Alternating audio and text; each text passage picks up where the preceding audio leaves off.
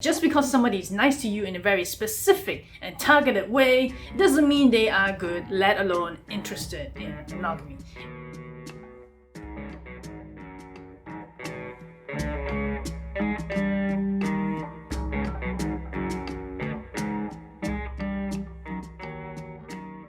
Greetings and welcome to my official rant series on why things suck. In this video, I will go on and on about why shy players are fucking worse than playboys. Now, you might be wondering what the hell a shy player is. Well, basically, it is someone who, according to the Urban Dictionary, doesn't come across as a player but actually sleeps with a lot of women. And really, that is the only entry I could find in the main results of Google search. So, as you can see, not much information out there on this type of player. But in today's society, I would say there is definitely a prevalence of shy players, just that we don't know how to spot them yet. But now with my personal experiences, let me help you women out there identify what the shy player is and why they fucking suck. First up, you never know you're being played until it is too late. And yes, nobody likes to be played unless you are deliberately seeking to be played or for one-night stands. If you're looking for meaningful relationships, on the other hand, the shy player is actually much more dangerous than the typical player, because you see, with typical players, you can spot them much easier. They are usually very obnoxious and extroverted in their ways, relying on their machismo to swing the ladies. With shy players, on the other hand, they're usually much more subtle. They could be your next door neighbor or the skinny, geeky, nerdy guy who works at Microsoft who, what do you know, turned out to be a heartbreaker. Again, you usually can't spot them in the wild until the damage has already been done. Secondly, they play you for the long game. You see, with players and boys, they are so direct and upfront, they don't usually need to invest any effort in sustaining your long-term interest in order to sleep with you.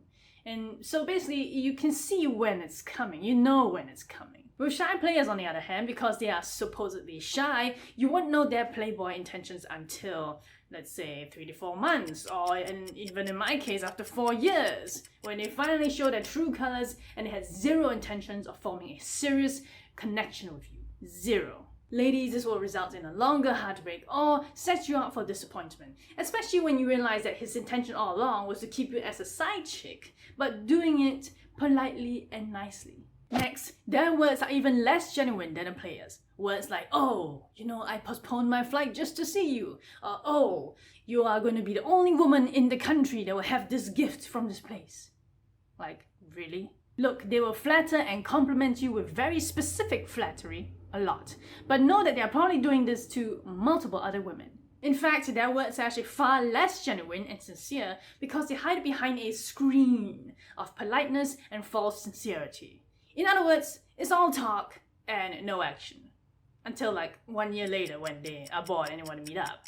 Next, if you do continue the connection, you have to put up with multiple disappearing, reappearing acts. I mean, seriously, shy players, they do know how to sink their teeth into your brains, ladies. They know how to play mind games. It's like that somewhat feminine quality to them when it comes to playing people. Unlike with players and boys, where you know where they stand when it comes to hitting and quitting it, where once they win the game and they disappear for good, they're gone. With shy players, since they usually start off slow and winning you over as a one-time deal, if you continue the friendship or connection, it's just months, even years of drawn out in and outs. Like for example, maybe after you meet up with this nerdy dude you thought was a good guy, he would completely disappear for months with zero context, only to reach out to me months later to ask to hang out and flirt with me all over again. What, were women A, B, and C too busy? That's why you reached out to moi?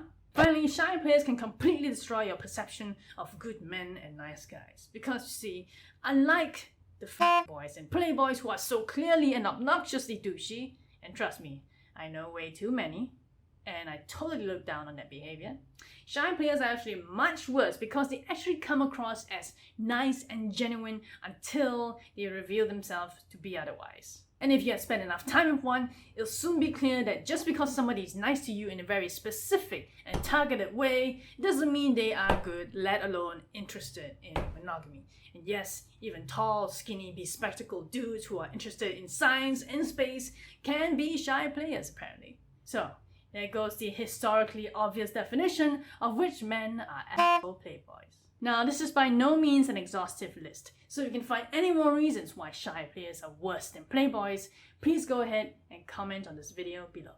Okay, so since there's so little information about shy players out there today, I'm gonna go through the next portion of this video a little differently.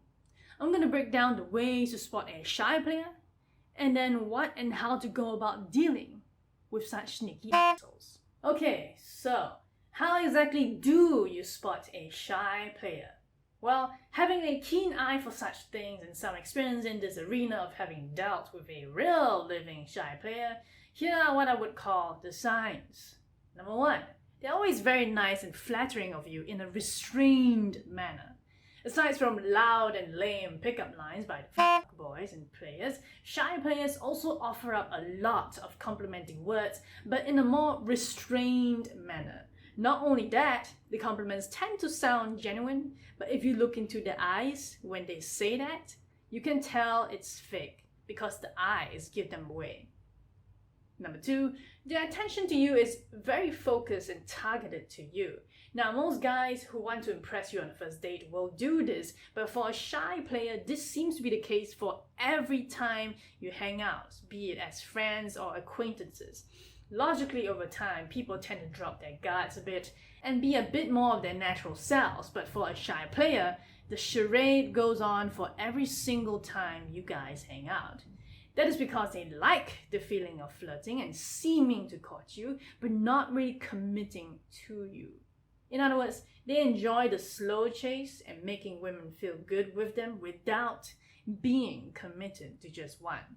And the third sign, after the date or hangout, he will have 0 to no contact with you through any means whatsoever. In other words, you won't hear from them at all, either via text, phone calls, emails, or even social media. In fact, if they are following you on Twitter or Instagram, they won't even like or retweet your posts. That is how you know that this guy is a one-hit wonder. In fact, you have my personal guarantee that if a dude doesn't contact or interact you in some way, even a minor way, after a good date until months later, then he is a shy player or a friends with benefits potential. In other words, it is all about convenience of entertainment for them. Out of sight, out of mind, right? I mean, at least until they are bored again or the main chick they are lusting for rejects them, then they fall back on you and reach out to you again after months. The fourth sign I would say is after the date or hangout, you will find yourself wondering about why he is single and into you. Yes, unfortunately, that is also a sign. You may be thinking, wow, what a great guy. But remember, if that guy comes with the first 3 signs I mentioned, then sorry to say, but he's a shy player. And yes, we do deserve better, and we do deserve to be courted and treated nicely. But remember, there is a reason why he is single. In other words, there is a reason why this tall, skinny nerd working at Microsoft is still single at his age. And trust me, it ain't just work-related reasons. Guys usually choose their lifestyle, especially shy players.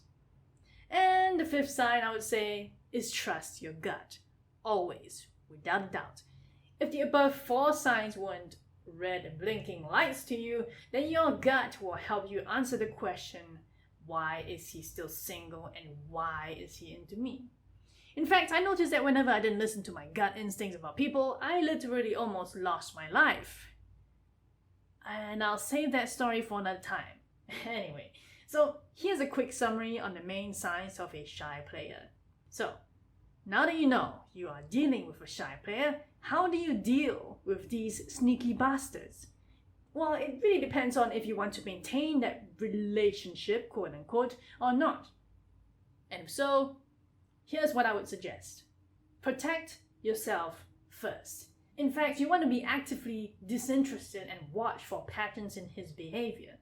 You know, who gives a shit if you hurt this dude's feelings by being more guarded? You should be guarded. It's your right.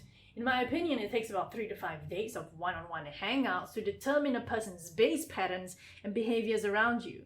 So actively keep tabs on what they say or do around you during those times. And once you've determined that the person could or is a shy player, don't play their game and be actively disinterested in their tricks. And of course, you can always confront them and ask them what's up.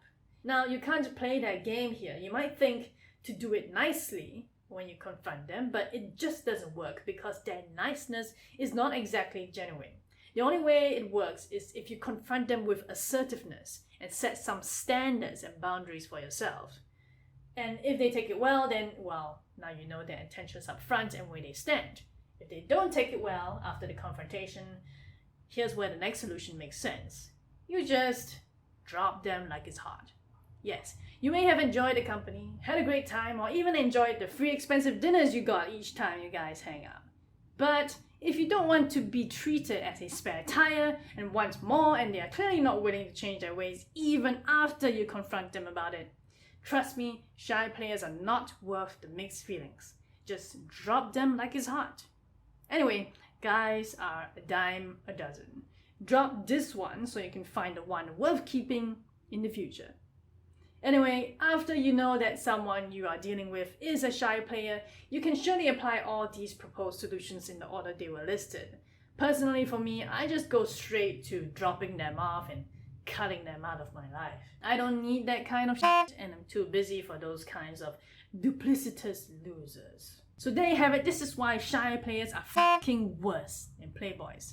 If you're serious about finding true connections and not having shy players and playboys waste your time, then don't be afraid to cut ties and move the fuck on to the next guy. Also, always be cautious and aware of someone either coming on too strong or coming on too strong in a subtle way over time. And most importantly, know your worth and value your time. Don't squander it away on useless players. Now it's time to think for yourself and ask yourself these questions. Do you believe shy players are worse than loud, extroverted playboys? Have you personally been fooled and misled by a shy player? And if so, what were your next steps? Go on and comment your thoughts below. But no spam, please. Just don't spam. Alright, so this is it for now. We've come to the end of this rant. Now, if you had fun, had a good laugh, or learned something new today, then please like this video by poking the like button. And if you like a lot of my videos, then perhaps it actually makes much more sense and it makes things easier for yourself to subscribe to my channel by hitting the subscribe button and ringing the little notification bell for updates. Now then, this is Vicki Lau, signing off.